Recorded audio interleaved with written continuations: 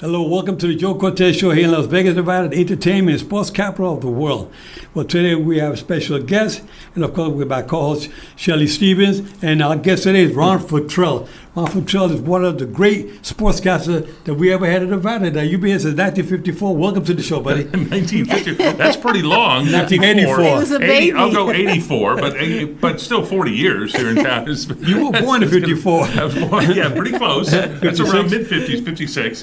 But, yeah, from Southern California, and I love coming up here to Vegas. My parents, I remember my parents bringing me to Vegas as a kid. Right. And I'd see the lights of the Thunderbird and the Stardust, and I was just in awe of the city and seeing Caesar's Palace and all of its glory. And I remember having to rush through casinos real fast as a kid because you couldn't touch them, couldn't look at them, certainly couldn't gamble. Right. Silver Slipper. Okay, here's a boxy one. We went to the Silver Slipper buffet, and I specifically remember my mom rushing me through the casino to the buffet. It must have been like $1.99. Yeah, but back then, and this had to be in the late 60s, early 70s. Wow. And be careful, you can't touch the machines, don't stop, and don't gamble. I mean, but it was fun. It was so I had that experience of Vegas as a youth coming up here from LA. Right. But then when I moved here, I fell in love with the city and have loved being here ever since. And you have your family here in Vegas? Family's here, got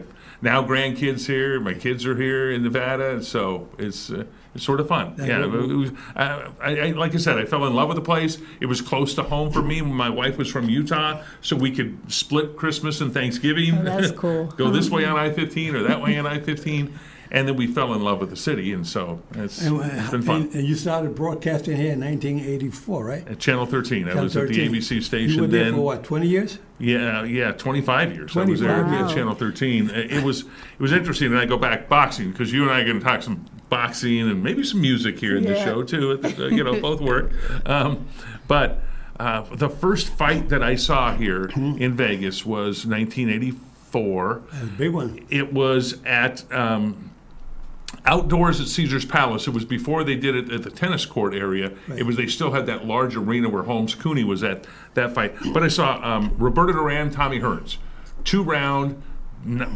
Tommy Hearns knocked the heck out of He went flat on his face. Duran. Yes, boom, bam, and went straight down. I remember there was this little kid behind me with a Panamanian flag, yelling Duran, Duran, Duran throughout the whole thing. And he was probably 10 years old. I don't know how he got the tickets, but. Then at the end of the fight, he's just sort of crying in tears that his hero had fallen. Sure. And I thought, wow, and the electricity of the fight and everything. Then a year later was Hagler Hearns. Right. It was Hagler Hearns. 4 rounds. And that was in a different part of Caesar's Palace. At that time, they moved it to where the tennis courts were. And that area now has towers in it and different things. And saw one of the greatest fights of all time. Exactly. And fell in love with the sport and with Vegas. Well, that was one of my favorite locations when I first came to Las Vegas in 1992. And my first world title fight there at Caesars Outdoor was Jeff Fennick and Asuma Nelson. That was a 12-round featherweight fight, and it ended up a draw. A lot of people thought that Asuma Nelson won, but they gave it a draw. Anyway, the other big fight that I refereed there was, of course, Riddick Bowe and Evander Holyfield. Yeah. Was that the Thomas Mack one? Or the Fan Man one? No, the Fan Man was Mills Lane. That was Mills Lane. Okay, so you did the Thomas and Mack. Thomas and Mack, and then I did the third one was Caesars Outdoors, I believe it was.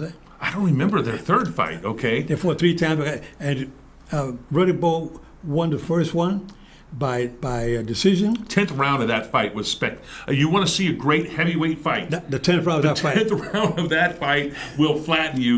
And I haven't seen it in years. I was there. I tell you, I could have stopped it. Nobody would have protested. But Holyfield made such a great comeback in that round. Yes. No, and made it one of the best. But even I got people from different parts of the world. I mean, Joe, that 10th round of that Bowe Holyfield, the first fight, that had to be the best ever. For heavyweights, it's hard to find something better. I mean, you can go Hagler Hearns throughout that fight. And every round of that short fight was spectacular. Yeah. But for heavyweights to go the way they went, unbelievable, was remarkable. So they won the decision, and Riddick Bowe won the title. And then Holyfield, like, wow. Then they had the Fan Man with the second fight. When the Fan Man came down, then I did the third one where Holyfield I had to stop it. I think he was in the eighth or ninth round, I had to stop the fight. That's right. They did fight it. Okay. Yeah. So Riddick Bowe won twice. And then the only fight that Riddick Bowe ever lost was the second one against Holyfield. Well, and he was winning that fight before Jim Miller from Henderson, known as Fan Man. He's no longer with us anymore, but he died of cancer at a young age. 27 minutes. He flew into. I'm looking up, going. I'm thinking he's just.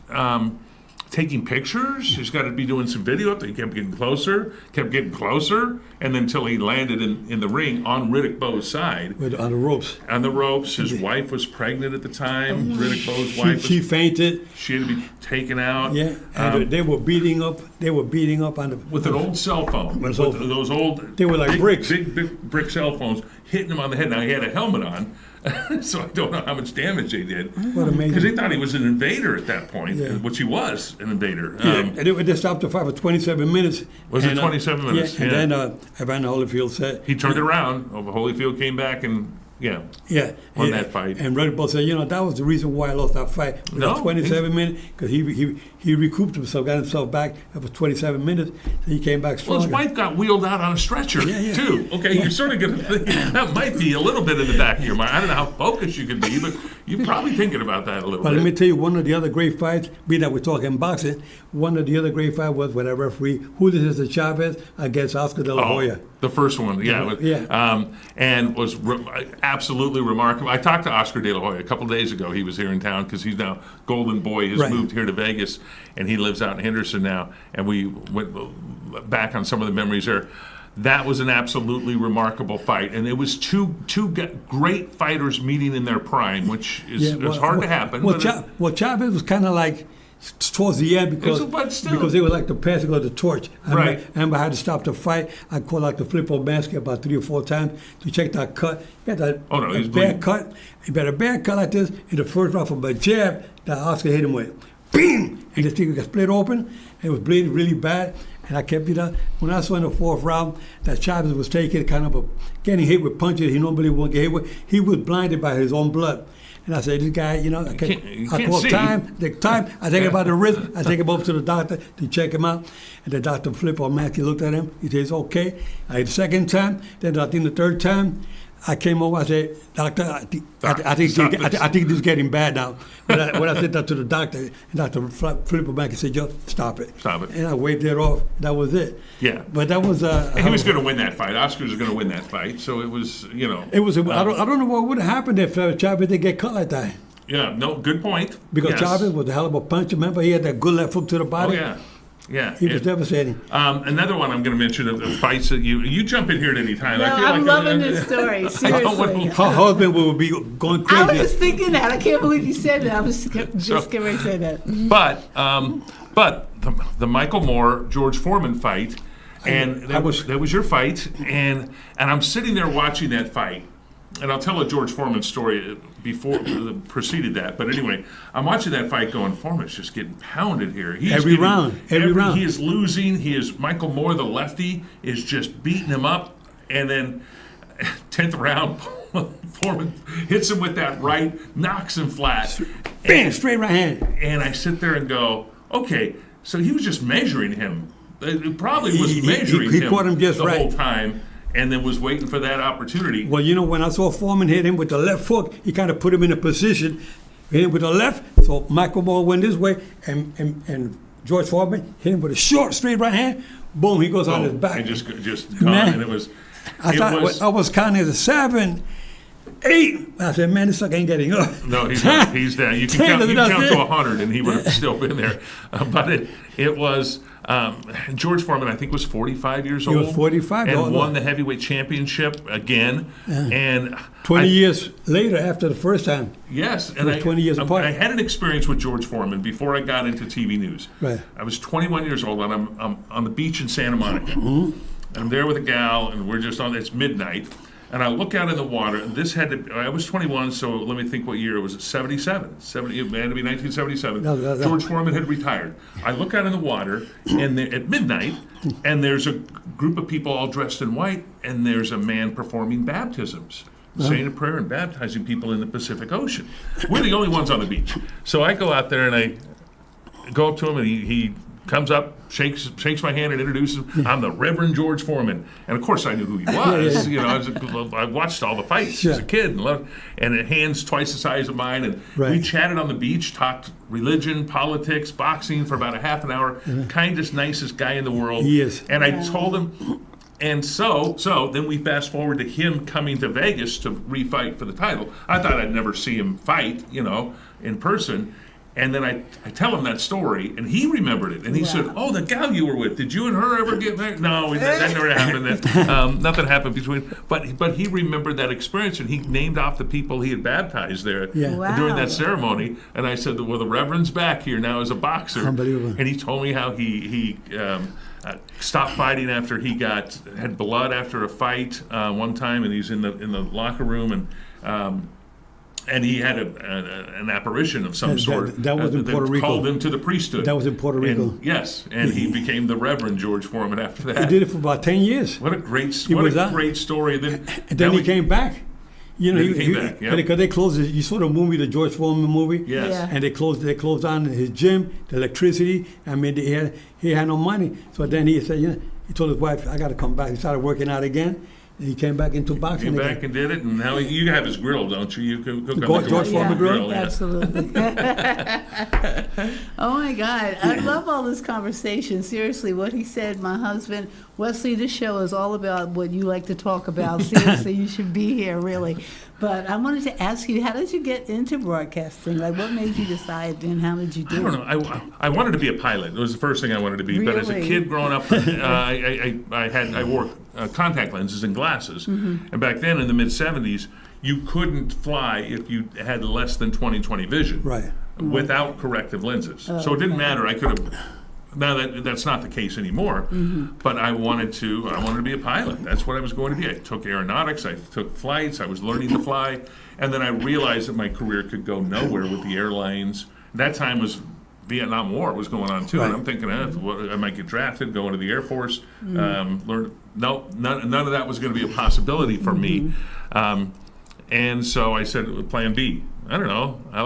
I play the guitar. I want to be a rock star. No, that's not going to happen. Shortstop for the Dodgers. I'm left-handed, so I had to play first base or pitch. Koufax said, but then it was like, okay, media. I like broadcasting, and back then radio was a big deal, and I worked hard to get into radio and worked my way into TV. So that's how I did it. And while I was in high school, I was working at the college radio station nearby. Mm-hmm. And then did that and just worked my way up to the point where I just knocked on doors. I seriously just knock on doors and send out tapes and say, "Hey, you got a position that's open, and will you hire me?" And sometimes working for next to nothing, sometimes working for nothing, but still you just work your way up. And back then you could do that. It was more of journalism was more of a trade in the sense that you could just learn it and go do it. Now it's become you got to have your 4-year degree or they're not even going to look at you, and so it's become more of that highbrow, hoity-toity. What do I want to use? I don't know. Talking about college, like plumbing. It was like I had just had to learn it and go do it. Talking about college, now you were a professor teaching broadcast sports. In UNLV here in Las Vegas. Yeah, I did it. How many years were you doing that for? 3 years, and I was happy to be the first to teach a sports broadcasting class at UNLV. UNLV, right? And that was they approached me. Wow. I was working for a drone company. Here we go back to flying. I had a drone company, and we were working with some military guys. Drones, like flying little planes. How long ago was that? That would have been 2015. 2014, 2015, right around there. Where the drones came out. Yes, and so we were developing that industry and doing some stuff. And we did a lot of remarkable things. I worked with Channel 8. I worked with 13 here in town. We flew for Fox News, first time ever live. We flew for Bay Area TV stations. Flew at a Louisville drone show there. So we did a lot of fun But let me tell you, experiences. you were one of the best sportscasters they have here in Nevada. Well, thank you. In the history of sports here. Talking about sports, how do you see boxing today compared to the way it was back in the golden era? It's tough for me to see boxing today, because I was there, you were there when there were mega fights. Right. When you could call something a mega fight, and it really was that. I mean, it was I got to see Hagler Hearns, Leonard Duran. When any of those two guys got together, that was a mega fight. I mean, when I was involved in those fights, it was like a dream come true for me. I used to do my work, but I really couldn't try to get involved. I just wanted to be the referee. But I look back now, I put on the YouTube channel, I watch those fights. I can watch them. You're talking about Roberto Duran, you said, was a great, when he got knocked out by Tommy Hearns. Yes. But after that, he became middleweight champion of the world. Oh, he did? No. Yeah. He was fun. Yeah. When he fought Iran Boxley, which I refereed in 1989 in Atlantic City. There were 3 feet of snow out there, remember? He won the split decision over Iran Boxley to become middleweight champion of the world. Who the hell would have ever thought that would happen? Without that, no. And he did it. One of my favorite fights because that 15-round fight, 12 rounds, it went like every round got better and better and better. No, you're right. That one. I remember that fight, and I was sad to have to watch it on TV that it wasn't in Vegas. Yeah, I got greedy. I wanted every fight to be in Vegas, okay, so I could go there and cover it and be part of it. But most of them were. When Tyson came out here in his career, those were always mega fights. And the rise of UFC here in Las Vegas, when the Fertitta family bought the UFC and Dana White took it and built it into what it is today. A multi-billion-dollar industry. And not only here in the United States, but worldwide. And you got Mark Ronda, who's involved with them for over 15 years, I believe, already. And Mark Ronda has done a great job. No, Mark, it's fun seeing him there. He's one that goes around different countries and puts all the shows together. He makes it happen. He makes it happen. With government affairs that he does his position. Government affairs, and he does a great job with it. Mark Ronda has been very, very good for boxing, and we miss him in boxing, but he's doing great for MMA. Well, and you'll recall back, let's go around 2000, when they bought the UFC, the Fertittas did, $2 million, I think, sold it for $4 billion, right. And they built it up. It wasn't easy. There was a lot of people didn't like it here. The commission had to approve certain things, but Lorenzo had been on the commission, got off the commission, and then had that power to be able to push things. There's still boxing people today who hate UFC. Oh, of course. Bob Arum doesn't. He still to this day. Because it's got too much competition, It has taken, very competitive. But the Fertitta, let's mention to the fans out there watching, the Fertittas also own the hotels in Vegas. Station casinos. Station casinos. Yeah. There's about 4 or 5 hotels that they own here in Las Vegas. So they got money coming in from left field and MMA to right field. They got to come in all over. Yes. And they're doing a great job. I'm very proud of them for what they're doing. And let's go back when their dad, Frank Sr., Frank II, who started Bingo Palace here in Vegas, then became Palace Station there at Sahara near the Strip, I-15 area. So anyway, and they had lost $50 million through the first 5 years of the UFC. Yeah. And Dad wanted to pull the plug on it, and Lorenzo, from the stories I know, Frank and the third, and Lorenzo and Dana all said, no, we got to keep this going. We're right there. Imagine that for a second. Still, they'd lost a lot of money. Yeah, but they'd taken a great chance. But they knew how to promote it. They put the money back into it. I promoted. Yes. They promoted MMA so much, which is one thing that boxing has not been doing. They don't promote boxing the way MMA, the UFC does. Because UFC is the brand. The sport is MMA, but Fertittas have that UFC, and they promote that, and they got that all over the world. And MMA became so popular. I mean, you can't get a ticket these days at these events. No, it is fun to watch, and it's also a sport that is universal worldwide. Mm-hmm. And here's my point on this one: is MMA. You can have a fighter from Brazil that knows jiu-jitsu, and an Asian fighter that knows Muay Thai, or a wrestler from Iowa, or a boxer from South Florida, and you could put these guys together, and because they have different skills, and they and it's fun to watch those matchups because they're even. Okay. That's fun. That I like. We love this conversation. It's great. We got to go to a brief commercial. We'll be right back. We are Integrity Solar America, a veteran-owned business and experts in solar energy. We'll give you honest advice and tell you if solar is right for your home. And we'll educate you on how the 30% federal tax credit really works. Integrity Solar can install your system with zero down and no out-of-pocket cost. Visit integritysolar.america.com or call us at 1-800-988-1569. 1-800-988-1569.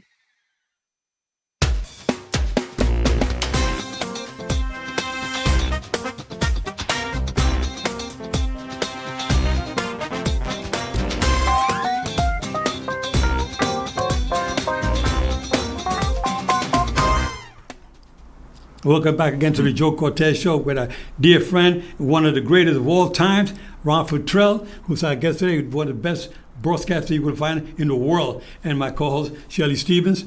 We're going to continue with where we left off. I know you got a couple of questions. Yeah, I wanted to know, before Las Vegas, were you broadcasting in other cities? Oh yeah, I did. I did at my college station in Southern California. Okay. And then got a job at a radio station in Salt Lake. Got a job at a TV station in Salt Lake, and that was basically just knocking on doors, saying, "Here I am. I have a little experience. Try me out. See what I can do."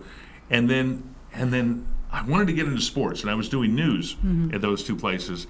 And there was a job opening in a place called Yakima, Washington. I'd never heard of it before. I knew Washington, obviously, but Seattle and all that stuff, but I didn't know where Yakima was. But they had an opening full-time for a sports guy up there to go up there, and I could do what I wanted to do. And went there for 2.5 years. So I went into what's called a small market in the TV business. And you got to grind. It is a grind. It is a lot of work. Now, it's not pouring concrete or tarring a roof. It's not doing great manual labor. But it was long hours and grueling, and you had to perform and do it right. And small markets sort of weed out the people that can make it in the business and don't, because a lot of people give up at that point and say, just too hard, I'm going back and I'm selling cars or doing whatever, great things, okay? You can become an attorney, whatever you want to do. But it was, and then I got the job offer here in Vegas, and like I said, fell in love, and I've been here ever since. Well, you've been doing an amazing job with your sportscasting. I mean, you're one of the most recognizable individuals. I look up to you because when I got here, you guys are like undisputed champions out there in boxing. I think you're one of the undisputed broadcasters. And we got a couple of friends in the business that you work with, but I love them all, a good guy. But you were there first, so you got to give credit where it's due. Yeah, the timing was right. When I came to town, there was a lot starting to explode. We were a small town, city, 300,000 people. That was it.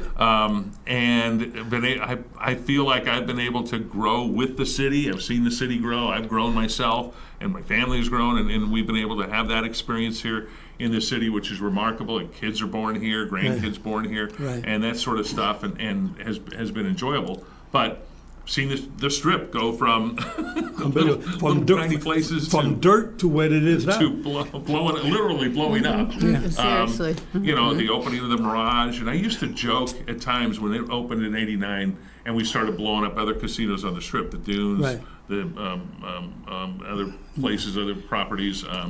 On the strip to put in big hotels. And I joke every once in a while, I say, well, it's about time we blow up the Mirage. Let's get rid of the Mirage. Well, lo and behold, they haven't blown it up, but they have closed it, and they're going to build the guitar. They're going to have a hard rock. I mean, that was one of the first places I came to. I was a judge, not a referee that night, but they had me judging Roberto Duran and Sugar Ray Leonard, the third one. The third fight. The second one. Not a real good fight, but it still was. It was, for me, I was freezing my butt out there. But it was November. An honor. But it was an honor for me to sit there judging a fight like that. It was an honor. We're going to go into another brief commercial. We'll be right back with my dear friend Ron Futrell and Shelly Stevens. Are you interested in solar energy but concerned that it won't work for you? Your roof needs repairs. You might want to move. Your electricity bill isn't that high, or you're just not sure if you would qualify for incentives. Integrity Solar America is a veteran-owned business and your trusted source for solar. We'll educate you on solar with straight answers about the 30% federal tax credit and installation costs. Visit integritysolar.america.com or call us at 1-800-998-1569.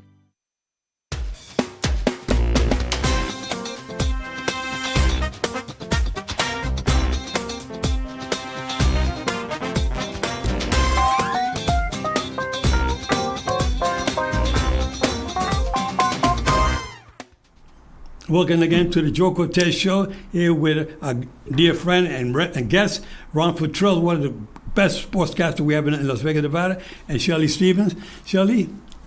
So let's see. Do you have any favorite sports? Because you just do them all. So I was just wondering. You can't pick a favorite, right? Whatever's in season, I like. How's that? Okay. I love the seasons. I love the changing. I love that. Okay, we got baseball.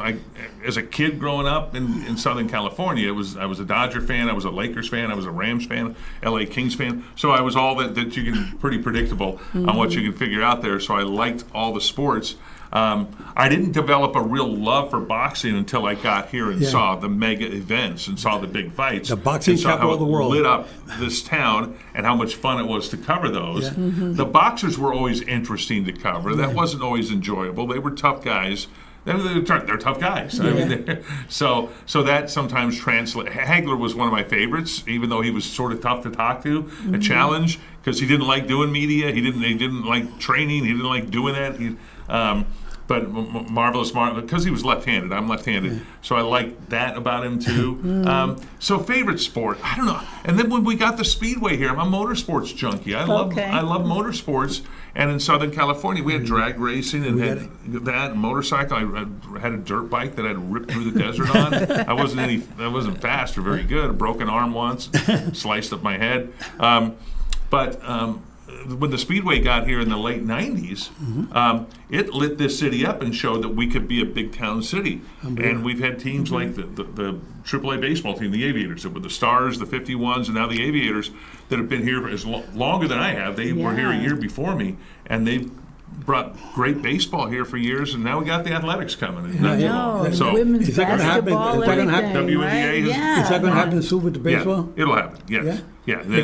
They still put it by across from the MGM with the Tropicana. With the Tropicana, yes. They'll be imploding the Tropicana here before the end of the year. But how about the traffic? And well, you're right. You're right. You're right in the heart of all that. Oh yeah, no, it'll be a mess traffic-wise. They are improving Tropicana right now. They're doing that in interchange, and that's going to help that situation tremendously. It's still going to be, it's going to be crowded, but you're going to be able to park. Here's what MGM likes. What they love about this is you're going to be able to park at all the MGM properties, pay your $75 or whatever it is by then that they charge you. You're paying $50 now at Caesars. Yeah, you're paying to park there, and you'll be able to walk right across the street to the baseball game. I hope, and they haven't said what Bally's is going to do on that site for parking at that location. Wow. But you can get there from a lot of different directions on the Strip. Right.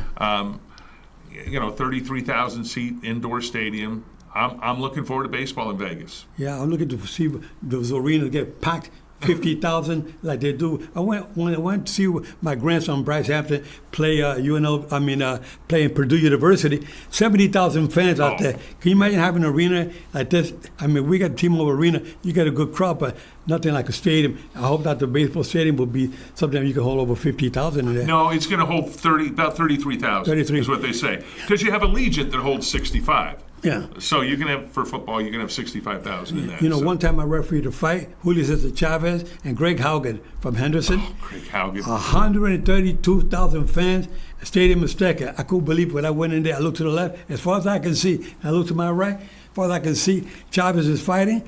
And, they had bad blood between these two guys because Haugen kept telling Chavez, you fought a bunch of Tijuana taxi drivers. Chavez was really pissed off. He wanted to knock his head off during the press conference, So he got him in the ring. He said, I'm going to punish you. I'm not going to knock you out right away. In the first round, he knocked him down in the first round, but he said, I'm not going to knock this guy out. He let him get up, then he punished him for four more rounds. Let him get up. And I said to myself, man, a good thing that it's not Chavez getting knocked out because I looked at all those fans, 132,000 fans. They're gonna hang me right in the middle of that ring.